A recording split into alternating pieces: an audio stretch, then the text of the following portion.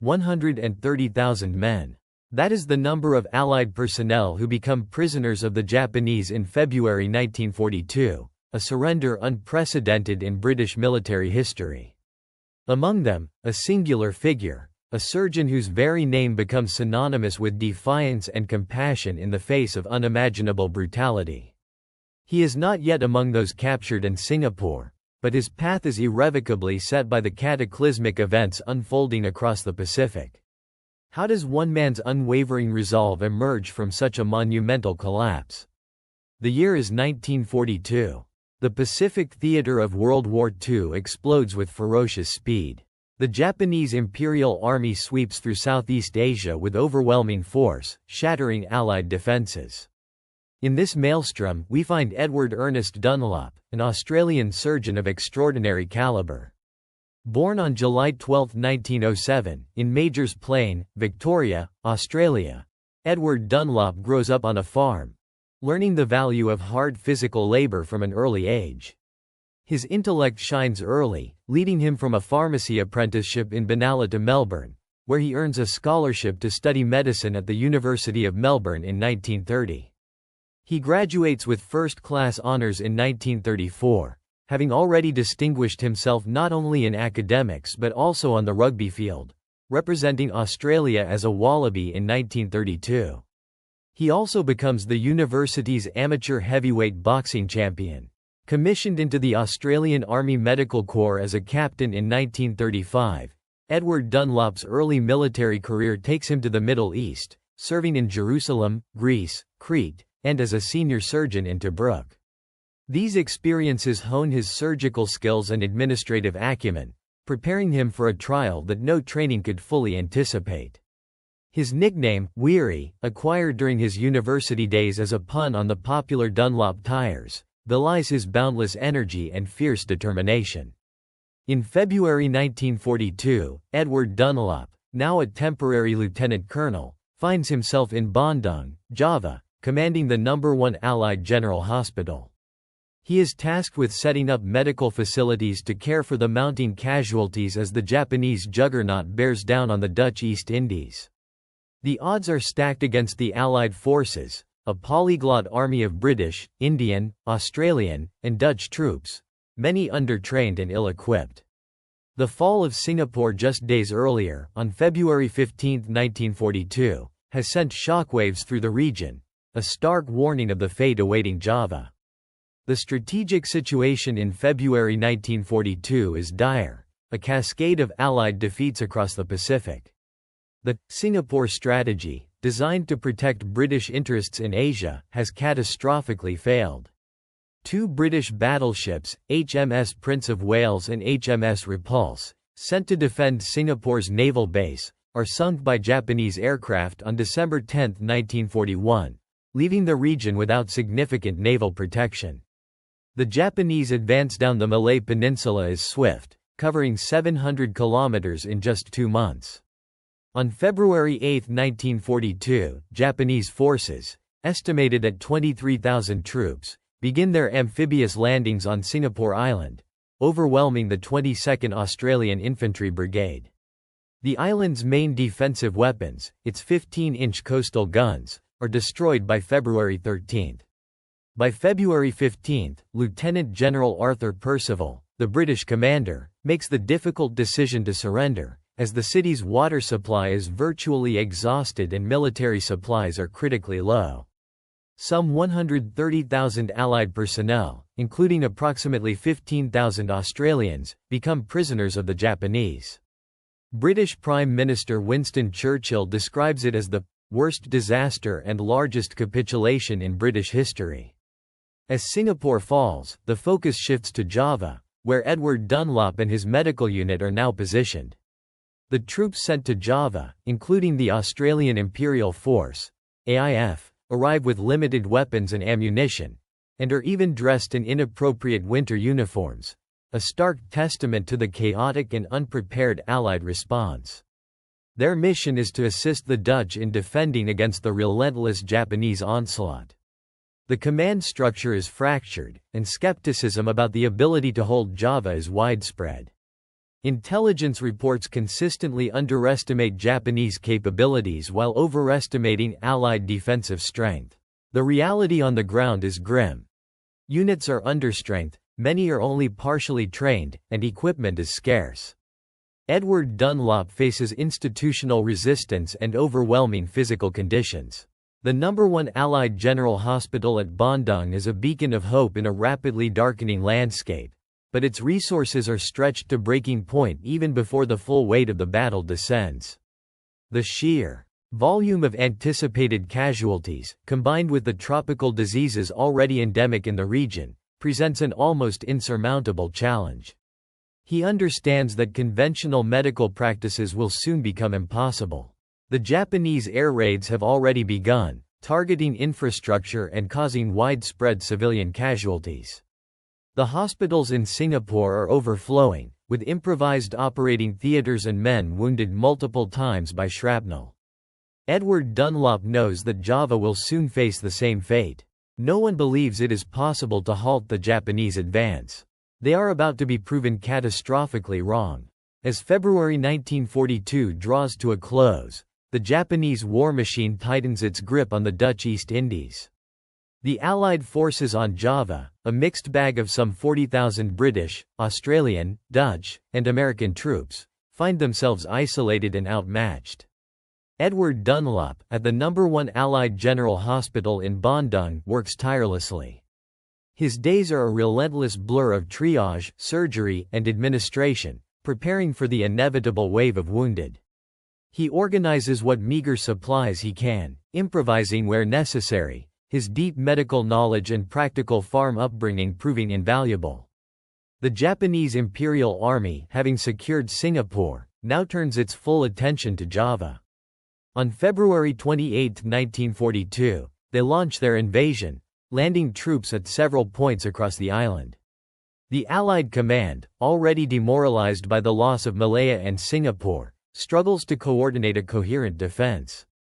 The Japanese enjoy complete air and naval superiority, systematically dismantling any resistance. Allied airfields are quickly overrun, and the few remaining aircraft are destroyed on the ground. By early March, the situation becomes critical. Edward Dunlop's hospital rapidly fills with casualties. Men arrive with grievous wounds from artillery, small arms fire, and bombing raids. Tropical diseases like malaria, dysentery, and dengue fever, already prevalent, now rage unchecked among the exhausted and ill-fed troops, further straining the medical resources. Edward Dunlop moves through the wards, a towering figure at 6 feet 4 inches, offering what comfort and medical care he can. He knows that every decision he makes, every resource he allocates, is a matter of life and death. On March 1, 1942, the Japanese 2nd Division and 48th Division land on Java's northern coast, encountering only sporadic resistance. The Allied defensive lines crumble under the concentrated assaults. By March 5, the capital, Batavia, falls. The remnants of the Allied forces, including Edward Dunlop's unit, are pushed further inland, their retreat becoming a desperate scramble. From the Japanese perspective, the invasion of Java is a swift, decisive operation following their triumph in Malaya and Singapore. The 16th Army, under Lieutenant General Hitoshi Imamura, executes well-coordinated amphibious landings. Their intelligence suggests a disorganized and demoralized enemy, a perception reinforced by the rapid collapse of Allied resistance. Japanese commanders issue orders emphasizing speed and the swift capture of key resources, particularly oil fields. They view the Allied forces as inherently weak, their will to fight broken. Reports from forward units detail minimal opposition in many sectors, leading to a sense of overwhelming superiority. The Japanese troops, hardened by campaigns in China and Malaya, are confident in their ability to crush any remaining pockets of resistance. They believe their Bushido code, which views surrender as dishonorable, makes them inherently superior to the Western forces who, in their eyes, readily capitulate. This ingrained belief contributes to a lack of empathy for captured enemy combatants, whom they see as having forfeited their honor. They anticipate a quick and total victory, securing the vital resources of the Dutch East Indies with minimal casualties to themselves. This perspective, however, blinds them to the individual acts of courage and the unwavering dedication of men like Edward Dunlop, whom they would soon encounter as prisoners. By March 8, 1942, the Allied commanders in Java recognized the futility of further resistance. With their forces decimated, their lines of communication severed, and their supplies exhausted, the order to surrender is given on March 11, 1942. Edward Dunlop faces a profound moral dilemma. Many officers attempt to escape, but Edward Dunlop makes a conscious choice to remain with his patients. He understands that abandoning the wounded would be a betrayal of his oath as a doctor and a leader. He stands firm, a solitary figure of unwavering resolve amidst the chaos. What does it tell you about a man that he made that choice with everything to lose? Tell me in the comments. The Japanese capture Edward Dunlop and approximately 2,700 Allied soldiers at Bandung. He is immediately made the senior Allied officer in the Bandung prisoner of war camp. The transition to captivity is brutal. The Japanese, who have not formally adopted the Geneva Convention on the ethical treatment of POWs, treat their prisoners with extreme cruelty. The initial days are marked by uncertainty, fear, and a stark realization of their new reality. The prisoners are subjected to beatings, starvation, and psychological abuse. In the following months, Edward Dunlop, still in Java, immediately begins to organize medical care within the rudimentary confines of the POW camp. He and Major Arthur Moon, another Australian Army doctor, establish basic hygiene, sanitation, and facilities for the sick. They improvise with whatever is available, creating an environment where men have a chance of survival against the onslaught of disease and malnutrition. Edward Dunlop's leadership extends beyond medical treatment. He becomes a fierce advocate for his men, routinely confronting Japanese guards on behalf of those too ill to work, putting his own life at risk. The precise timeline of Edward Dunlop's transfer from Java to Singapore is critical. After his capture in Java in March 1942, he remains there for several months. Then, in January 1943, Edward Dunlop and the Australian prisoners under his command are transported to Singapore. Changi Prison, or more broadly, the Changi complex of camps on Singapore's Changi Peninsula, serves as the main Japanese camp for prisoners of war in Southeast Asia. It is a transit point, a holding pen for tens of thousands of Allied soldiers destined for forced labor camps across the Japanese Empire. Upon arrival in Singapore, Edward Dunlop and his men face immediate challenges. The camps are severely overcrowded. While Changi is initially considered relatively comfortable, compared to later work camps, it is still a harsh environment. Dysentery is rampant, and food is scarce. The daily rations are meager, often consisting of moldy, unpolished rice, sometimes watered down. Prisoners quickly begin to lose significant weight, and deficiency diseases like beriberi, malaria, and dysentery become common. Edward Dunlop, now a prisoner himself, immediately applies his leadership and medical expertise to the new environment. He assumes command of a group of approximately 1,000 POWs, later known as Dunlop's Thousand, or the Dunlop Force. He establishes a medical infrastructure within the camp, pushing for better sanitation and advocating for sick men. He recognizes that survival depends not only on physical health but also on morale and a sense of purpose. He encourages education and activities, fostering a spirit of community and resilience. The Japanese maintain strict control, but in the initial months, Allied officers are given a degree of autonomy in managing the internal affairs of their divisional areas within Changi. This allows Edward Dunlop to implement some measures to protect his men, though always under the looming threat of Japanese brutality. He and his medical team are forced to innovate constantly, crafting medical instruments from scavenged materials like bamboo for needles and buffalo skin for artificial limbs. The mental toll of captivity is immense. The constant threat of physical and psychological abuse, the arbitrary punishments, and the pervasive hunger wear down even the strongest men. Edward Dunlop observes the deep psychological impact of imprisonment, the quiet desperation that settles over many. He understands that his role is not just to heal bodies but to nurture the will to live. He often gives his own meager rations to the sick, suffering from beriberi, dysentery, malaria, and tropical ulcers himself. If you had been in his position, would you have shared your own meager rations, known it would weaken you further? Tell me in the comments. The conditions in Changi deteriorate as the Japanese tighten their control by late 1942. The camp becomes even more overcrowded, and food shortages worsen. Malaria and typhus become endemic, requiring the prisoners to implement their own eradication programs. Red Cross parcels, when they arrive, are often plundered by the Japanese guards, leaving little for the prisoners. Edward Dunlop's presence is a constant source of strength. He patrols the makeshift hospitals, offering words of encouragement, performing surgeries with the most basic tools, and intervening directly when Japanese guards threaten his patients. He stands tall, literally and figuratively, defying the captors' attempts to break the spirit of the Allied prisoners.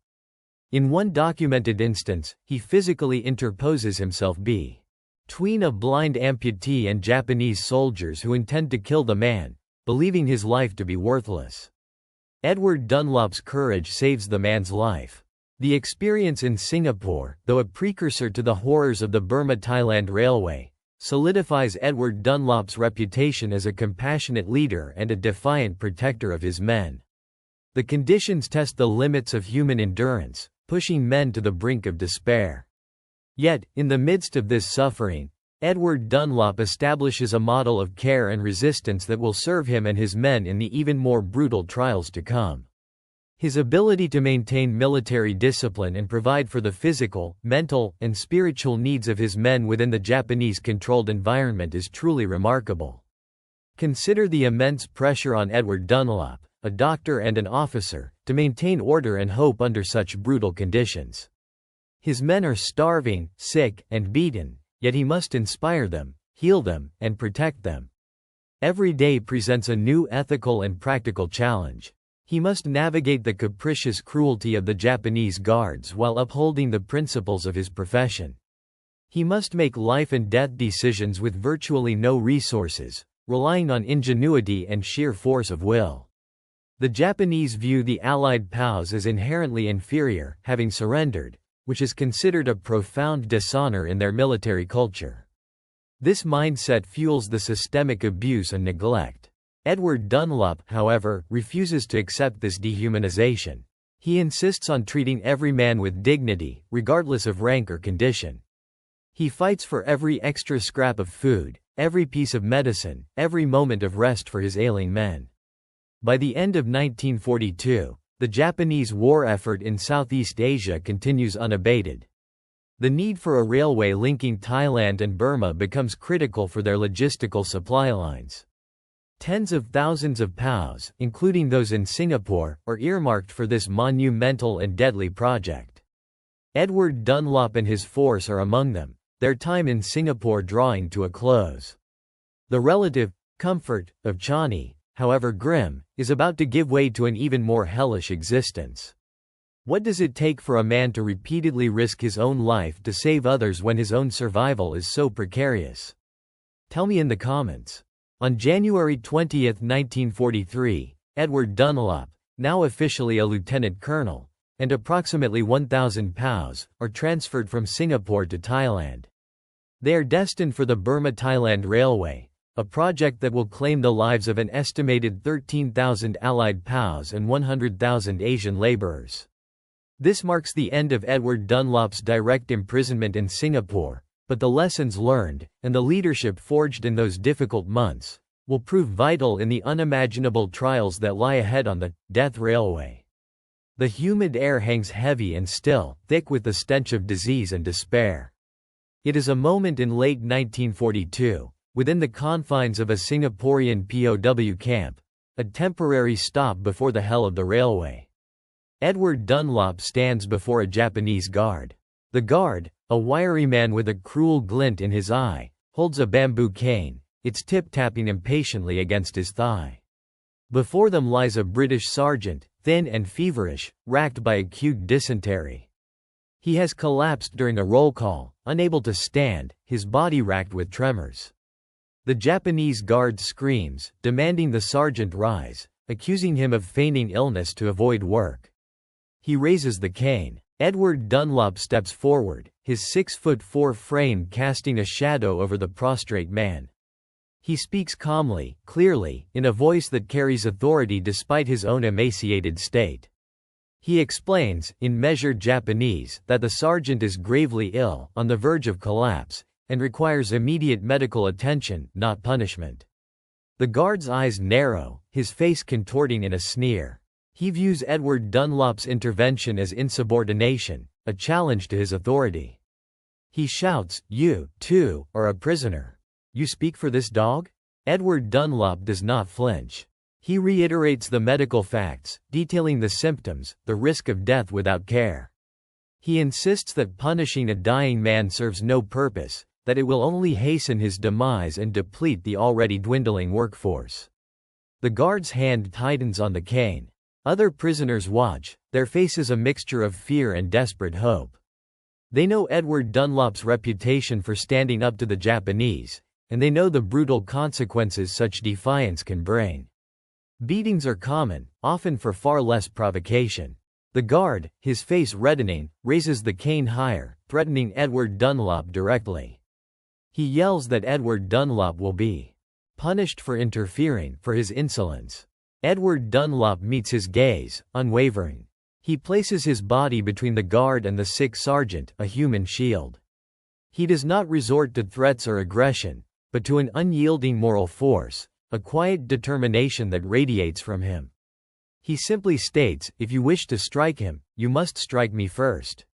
He is my patient, and I will not allow him to be harmed further." A tense silence descends. The guard hesitates, surprised by the sheer audacity of the Australian doctor. This is not the cringing submission he expects from prisoners. This is an act of pure, unadulterated courage, born not of recklessness but of conviction. The guard's anger wars with a flicker of something akin to confusion, perhaps even a grudging respect. He lowers the cane, his shouts replaced by grumbles. He barks an order for the sergeant to be carried to the makeshift hospital, but not before delivering a venomous glare at Edward Dunlop. The moment passes. The sergeant is saved, at least for now. Edward Dunlop, though physically exhausted and emotionally drained, has once again demonstrated his absolute commitment to his men, a defiant act of humanity in a landscape of inhumanity. It is a small victory, but one that reverberates through the camp, a testament to the power of a single man's unwavering spirit. Edward Dunlop's time as a prisoner of war, though starting in Java and passing through Singapore, culminates in his legendary service on the Burma-Thailand Railway. There, he becomes the chief physician and commanding officer of Dunlop's Thousand, a group of more than 1,000 POWs forced into unimaginable labor. On the railway, he continues his tireless efforts, performing surgeries under rudimentary conditions, often using scavenged tools and improvised methods. He risks his own life daily, confronting Japanese guards to protect his sick and starving men, suffering from beriberi, dysentery, malaria, and tropical ulcers himself. Many former POWs credit their very survival to Edward Dunlop's leadership, medical skills, and unwavering compassion. After the war ends in August 1945, Edward Dunlop remains in Thailand, dedicated to organizing the repatriation of the liberated prisoners. He returns to Australia in October 1945, marrying his longtime fiancée, Helen Ferguson, a month later. His experiences as a POW profoundly shape the rest of his life. He goes on to forge a pioneering surgical career in Melbourne, but his commitment extends far beyond the operating theatre. Edward Dunlop becomes a tireless advocate for veterans, particularly for former POWs, working to ensure their suffering is recognized and their needs are met. He is actively involved in community health matters, serving as president of the Victorian Foundation on Alcoholism and Drug Dependence and chairman of the Anti-Cancer Council of Victoria. He dedicates himself to fostering better relations between Australia and Asia, believing that understanding and healing must follow the devastation of war. His remarkable contributions are widely recognized. He is knighted in 1969, named Australian of the Year in 1976, and becomes a Companion of the Order of Australia. Statues are erected in his honour in Melbourne and his birthplace in Benalla, Victoria. Edward Dunlop publishes his war diaries in 1989, offering a poignant and powerful first-hand account of the horrors and heroism he witnessed. He passes away on July 2, 1993, at the age of 85, a state funeral held in Melbourne. Perhaps the most unexpected fact about Edward Dunlop's legacy is that, despite the unimaginable cruelty he endured and witnessed at the hands of the Japanese, he became a leading proponent of reconciliation between Australia and Asian nations, actively working to build bridges rather than harbor resentment. He learned, above all else, to put others first. If this story moved you, if you think these men deserve to be remembered, leave one word in the comments: unbroken. Subscribe for a new forgotten story every week.